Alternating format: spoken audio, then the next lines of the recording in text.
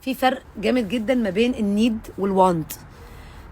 نظريه جميله جدا نعلمها لاولادنا، انه لو انت محتاج حاجه، الحاجات اللي احنا محتاجينها دايما اهاليك هيوفرها لك. يعني ابني مثلا بيقلق لما بقول له مثلا مش لازم نجيب حاجه من بره، كفايه مش عارفه انت مش محتاج دي، فيحس ايه ده وانتوا مش لاقيين تاكلوا، احنا هنموت من جوع. فاقول له لا، يعني في حاجه اسمها نيد، اختراع خطير بصراحه ان انتوا تعلموا اولادكم القصه دي. نيد ووانت. النيد ان احنا حاجه مش قادرين نعيش من غيرها، زي الاكل، زي السقف فوق دماغنا، زي حاجه تدفينا، زي مدرسه، زي الحاجات الاساسيه. فالنيد ده موجود. المشكله في الوانت بقى، احنا دايما بنوانت حاجات. العيال عاوزين مثلا عجله جديده، عاوزين بلاي ستيشن، عاوزين يروحوا ياكلوا بره، عاوزين يشتروا حاجات من السوبر ماركت على طول. دي الحاجات اللي احنا ممكن نوفرها.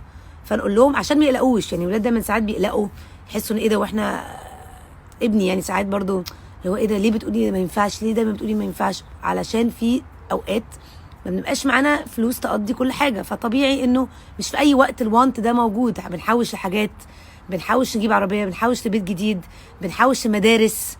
فنبين للولاد، نفهمهم انه في حاجات اساسيه هتبقى دايما موجوده طول ما احنا عايشين، دايما يطمنوا عشان يحسوا بالاطمئنان. دايما هتلاقوا الحاجات الاساسيه، عمركم يعني مش هتلاقوها. بس الوانتس ممكن نحوش لها بقى ونشتغل عليها، وهم بقى يجيبوها من مصروفهم مثلا.